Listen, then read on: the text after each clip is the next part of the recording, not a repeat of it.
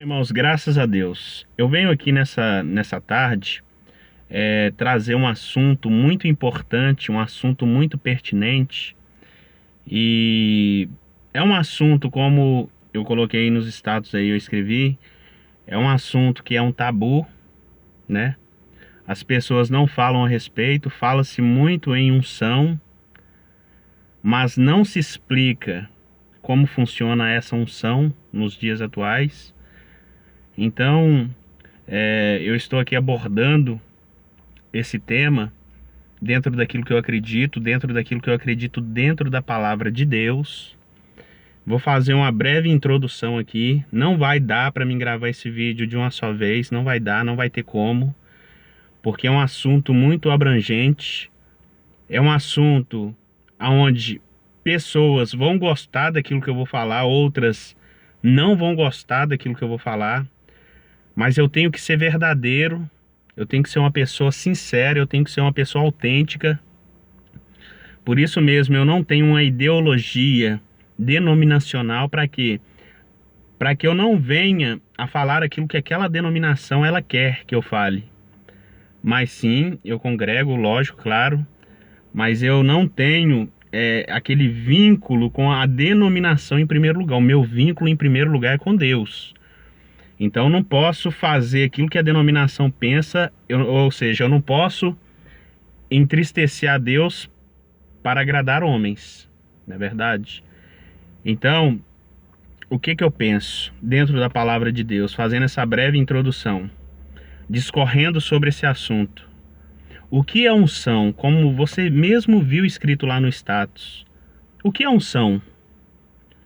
Unção é emoção? Unção é o quê? Unção é mudar o timbre de voz? Unção é performance com o corpo? Fazer performance com o corpo? Unção é o quê?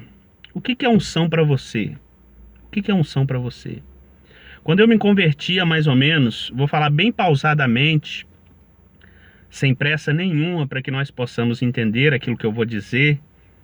Claro que o Espírito Santo de Deus, ele está me usando, ele vai me usar dentro da palavra dele para revelar essa verdade que muitos ocultam. O que é unção? Quando eu me convertia mais ou menos 8 anos atrás, 7 anos atrás, para mim unção era quando, por exemplo, a pessoa pegava o microfone e ela mudava de voz. Ou seja, o irmão chega. Eu vou ser bem sincero, bem simples aqui, viu, irmãos? Bem simples, bem sincero. Da maneira mais clara possível para você poder entender. O irmão chega na igreja, ele cumprimenta você, a paz do Senhor, irmão. Mas quando a pessoa ela pega o microfone, a voz dela muda, né? E para muitos a unção está relacionado a isso. É aquela pessoa que pega o microfone, é a famosa unção do microfone. E ela fala: Senhor amado, Senhor querido, nós estamos aqui para te dizer, nós estamos aqui para te adorar. Então, quando a pessoa ela começa a orar assim, quando ela começa a profetizar, Deus vai te dar uma casa, Deus vai te dar um carro, Deus vai abrir as portas para você. Receba!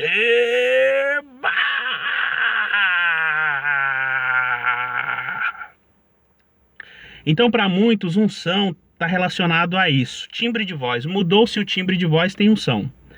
Eu posso estar mentindo, mascarando, que ainda assim você que não conhece a minha vida vai falar: nossa, o irmãozinho ali é cheio da unção. Mas será que realmente é isso? Será que realmente unção é emoção? Porque a emoção ela é um sentimento. Por exemplo, quando eu era mais novo, eu sempre tive um sonho, por exemplo, que era de ir no Morumbi assistir um jogo de São Paulo desde pequenininho. Porque quando eu era bem pequenininho, a gente morava aqui em São Paulo, em Diadema, e eu era São Paulino desde pequenininho. A gente mudou para Minas e eu sempre assisti os jogos assim de São Paulo na televisão. Sempre tive uma vontade de ir no estádio de futebol ver um jogo de São Paulo. Tanto é que alguns tempos atrás eu cumpri, né, esse desejo que eu tinha. Chamei a minha esposa e eu mais ela, a gente foi. Então, Quando a gente estava lá no estádio de futebol, São Paulo e Ponte Preta, inclusive, hoje eu já não sou mais tão fanático, eu não tenho aquela gana por futebol, porque automaticamente quem vai se apegando cada vez mais a Deus vai deixando essas coisas de lado. Mas eu era muito fanático, eu chegava até a quebrar a televisão por causa de jogo, por causa do São Paulo. Então, algum tempo atrás, bem há uns 4 anos, 5 anos atrás, ou 3 anos atrás, eu não me lembro, a gente foi no Morumbi assistir um jogo São Paulo e Ponte Preta. E aí o Morumbi tava lotado. E aí quando a torcida tá ali cantando, vibrando, sabe? Você fica cheio de emoção, seu corpo começa a se arrepiar, a torcida começa a cantar, louvar aquele time, e você fica cheio de sentimento, você fica cheio desse sentimento que se chama emoção. E aí você fica aflorado. Da mesma forma é quando você vai num show sertanejo, que você quer ver muito aquele cantor sertanejo, famoso. Quando você chega lá e ele começa a cantar, você começa a lembrar da namorada, dos tempos de sofrência, você começa a se emocionar, esse sentimento que nos faz nos arrepiar, nos lembramos das épocas passadas. E tudo isso é emoção. Por exemplo, um show de rock ao som da batida, da bateria, sabe? Todas essas coisas trazem emoção. E dentro da igreja, dentro do templo, não é diferente. Dentro do templo, muitos usam subterfúgios. Eu sei, meu irmão, eu sei, eu pago um preço por falar isso, mas eu tenho que falar. Eu tenho que falar. O que Deus me deu é o dom do ensino, isso é natural. Eu amo ensinar a palavra de Deus, isso está dentro de mim.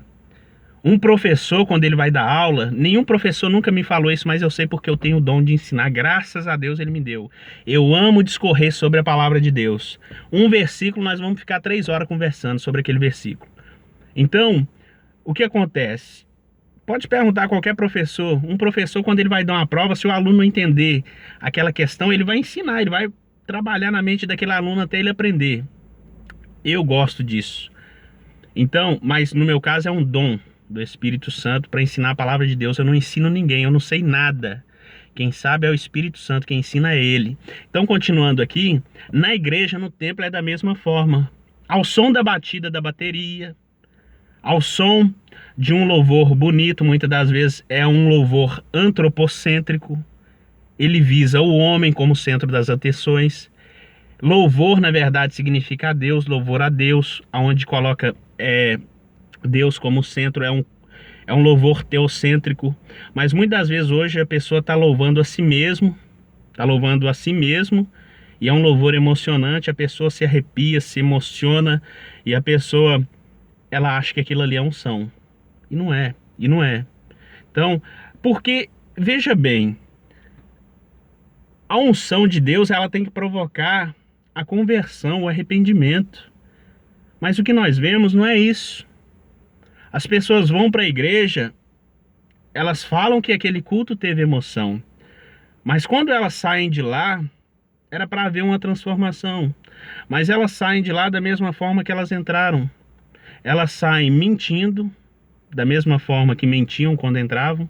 Elas saem com os seus mesmos pecados. Nunca há mudança. Eu sei que a mudança de vida é um processo. Paulo falou sobre isso. Mas quando eu entro dentro da igreja, a unção de Deus, ela me faz refletir. Ela me faz se arrepender. Ela me faz chorar. Ela me faz me lamentar daquilo que eu estou fazendo que desagrada a Deus. E muitas pessoas confundem unção com emoção, confundem unção com timbre de voz, confundem unção com performance do corpo. A pessoa pula, a pessoa roda, a pessoa, ela joga a cadeira para o lado, ela faz aquela bagunça dentro do templo. E Paulo fala que tem que haver ordem dentro da igreja, dentro do templo. Mas as pessoas não, é unção, é poder de Deus. Mas essas mesmas pessoas que têm unção, se tiver um paralítico dentro da igreja, se tiver um cego, um surdo, Você pode ver que aquele cego ele sai do mesmo jeito que ele entrou, que aquele mudo ele sai do mesmo jeito que ele entrou, que aquele paraplégico ele sai da mesma forma que entrou.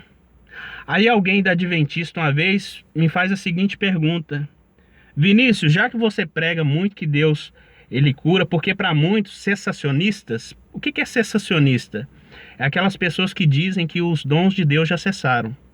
Então alguém da Adventista uma vez questionando-me no grupo de WhatsApp, me perguntou o seguinte: Vinícius, por que você não vai no hospital e cura todo mundo que está lá no hospital? Na época eu não tinha resposta para essa pessoa. Por quê? Porque a gente vai passando tempo, a gente vai crescendo em graça e em conhecimento da palavra de Deus. Mas se fosse nos dias de hoje, eu teria dito para ele o seguinte: quando Jesus ele sai do Jordão, quando ele vai para Cafarnaum, quando ele retorna para Jerusalém, aliás, quando ele retorna para Nazaré, que é a cidade natal dele, por que a Bíblia diz? Eu ia fazer aquela seguinte pergunta para ele que Jesus fez para os fariseus. Os fariseus chegaram para Jesus e disseram o seguinte: mestre, os sacerdotes, os principais sacerdotes, mestre, com que autoridade tu fazes isto? Esses sinais, esses prodígios, essas maravilhas. Jesus falou assim, ó: eu vou responder vocês, mas primeiro eu vou fazer uma pergunta. Se vocês me responderem, eu respondo a pergunta de vocês. Então Jesus falou assim para eles: o batismo de João era do céu ou era da terra? Aí os sacerdotes, arrazoando consigo entre eles lá, disseram o seguinte: se nós dissermos que é do céu, ele vai falar, por que vocês não crêem? E se nós dissermos que é do homem, o povo vai nos apedrejar. Por quê? Porque o povo tem João Batista como profeta. Então eles chegaram para Jesus e falaram: ó, nós não sabemos. Então Jesus falou: nem eu tampouco vou responder a pergunta de vocês. Então mais ou menos eu ia responder a pergunta dele fazendo uma pergunta. Eu ia perguntar para ele o seguinte: quando Jesus entrou em Nazaré, a Bíblia diz que ele não pôde fazer ali nenhum milagre, a não ser alguns poucos milagres por imposição de mãos, ou seja, dependeu da fé dele, de Jesus. Aí a Bíblia vai falar que Jesus se admirou da incredulidade deles. E eu meditando outro dia aqui no meu serviço na Guarita, o Espírito Santo falou a mim que, na verdade, o que vai impedir o milagre de Deus na minha vida não é a minha falta de fé. Por quê? Eu vou explicar, calma. O que vai impedir o milagre de Deus na minha vida é a incredulidade, ela bloqueia o poder de Deus. Porque a Bíblia vai dizer que Jesus não pôde fazer nenhum, ele sendo Jesus, ele poderia ter feito, porque ele era Deus. Mas lembrando que ele era homem também. Então, o que vai bloquear o milagre de Deus na minha vida é a minha incredulidade, não a minha falta de fé. Sabe por quê? Porque o Espírito Santo me disse. Ele me levou àquela passagem onde o pai daquele jovem lunático, endemoniado, chega para Jesus e fala: Senhor, ajuda-nos na nossa falta de fé. Então, muitas das vezes eu vou ter falta de fé. Mas se eu me humilho, eu falo: Senhor, eu tô com falta de fé. Me ajuda, eu preciso desse milagre. Deus ele vai fazer um milagre na minha vida. O que bloqueia, na verdade, é a incredulidade. É quando eu duvido, é quando eu não creio. É aquilo que Tomé ele teve. É a incredulidade. É a incredulidade que vai bloquear o poder de Deus. Tanto é que a Bíblia diz que as duas maiores fés que tiveram foram de pessoas que não eram israelitas. Foi de um centurião e da mulher Sirofenice. Mas voltando aqui, dentro desse assunto de unção, torno a falar para você. Então eu ia dizer para ele o seguinte: ó, Jesus, ele não pôde fazer nenhum milagre lá em Nazaré, a não ser alguns poucos por imposição de mãos. Por que Jesus, ele sendo Jesus, ele não fez lá na cidade, na terra dele natal? Por que eu, Vinícius, eu tenho que ir lá no hospital e colocar a mão sobre todo o enfermo e ele ser curado? Ou sobre o morto e ele ressuscitar, entendeu? Ou sobre o endemoniado, sabe? Por quê? Porque, na verdade, as pessoas, elas acham que para você ser homem de Deus, você tem que sair curando todo mundo. A Bíblia diz que não existia o homem maior do que João Batista. Jesus falou isso: nascido de mulher não teve maior do que ele. João Batista, se você for ler, ele não fez um milagre na Bíblia, não se refere a um milagre que João Batista ele fez na Bíblia Sagrada. Então não quer dizer que uma pessoa que faça milagre seja realmente um homem de Deus. Não tem nada a ver. Claro que os sinais, os prodígios, a gente vai falar muito sobre isso. Eu vou gravar mais vídeos falando sobre essa questão da unção. Isso aqui é só a introdução, né? Então, a unção de Deus, ela está relacionada ao poder de Deus. né? Mas Deus é Ele que vai determinar, Ele que vai fazer na hora que Ele quiser. A minha parte que me cabe é orar por um enfermo, doente, endemoniado, mandar aquele demônio embora em nome de Jesus, na autoridade do nome de Jesus. É orar por um enfermo com fé para ela ser curada. Mas se ela não for, meu amigo, Jesus sempre quando curava alguém, ele falava: ó, a tua fé te salvou, a tua fé te curou. Então vai muito da questão da pessoa ter fé e vai muito da questão da pessoa que vai fazer a oração também. Então, a falta de fé, a incredulidade, a falta de fé, aliás, se a pessoa se humilhar, ela pode alcançar o objetivo. Mas agora a incredulidade bloqueia o poder de Deus. Então essa é a introdução, amados. Unção não tem nada a ver com timbre de voz. Unção não tem nada a ver com emoção. Unção não tem nada a ver com performance do corpo. Não tem nada a ver com essas coisas. E amanhã eu vou gravar um vídeo falando sobre isso. Falando se Jesus, se ele tinha unção, ele tinha muita unção. Se ele mudava timbre de voz, se ele fazia performance com o seu corpo, se ele agia com emoção. Eu vou falar sobre os discípulos, eu vou falar o que significava a unção no Antigo Testamento e no Novo Testamento, porque para se fazer doutrina para a igreja, você estuda isso no básico da teologia, para você fazer doutrina para a igreja, tem que ter, por exemplo, um versículo ou um capítulo no Antigo Testamento, e tem que ter no Novo Testamento alguma coisa que faz, algum capítulo, algum versículo que faz uma junção. Por exemplo, honrar pai e mãe, tá lá no Antigo Testamento? Tá no Novo Testamento, então vira doutrina para a igreja. Eu não posso pegar um versículo isolado do Antigo Testamento e fazer uma doutrina para a igreja no Novo Testamento, porque senão aí vai virar deturpação pura. Vai virar o quê? Uma salada de fruta. E quer dizer que nós temos que prestar muito bem atenção nisso. Então vamos discorrer sobre esse assunto. O que era a unção? A unção no Antigo Testamento e a unção no Novo Testamento. Porque no Antigo Testamento, inclusive no Google, a definição de unção está muito ligada ainda ao contexto do Antigo Testamento, que era na questão da consagração, da separação de um determinado sacerdote, profeta, rei, porque antigamente como que diz, gente? Me perdoa porque eu trabalho à noite, às vezes a palavra me falta. No Antigo Testamento, o Espírito Santo era dado por medida. Então, por isso que você vai ver Samuel indo lá ungindo Davi, a rei, derramando óleo na cabeça dele. Sempre quando ia separar um sacerdote, derramava-se o óleo, profeta. Por quê? Porque o Espírito Santo era dado por medida. Agora no Novo Testamento não. Lá em Joel 2:28 vai falar que o Espírito Santo seria derramado sobre toda a carne. Então usava-se o óleo no Antigo Testamento. Será que hoje nós temos que usar óleo também no Novo Testamento, como as igrejas fazem? Ah, Vinícius, mas não tem nada a ver, é só óleo colocando ali. Ué, mas por que a igreja primitiva ela não fazia isso? Nós vamos aprender tudo isso amanhã. Amém, amados? Nós vamos discorrer, nós vamos passear pela Bíblia, nós vamos aprender dentro da palavra de Deus. Não é o que o Vinícius diz, não é o que aquele diz, o que aquela denominação diz, não. É o que a palavra de Deus, ela diz. Amém? Eu espero todos vocês amanhã.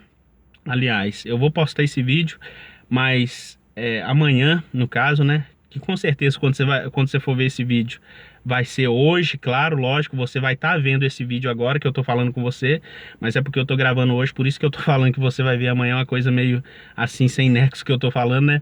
Mas, por exemplo, você vai estar vendo esse vídeo hoje e o que eu vou gravar você vai estar vendo amanhã, amém?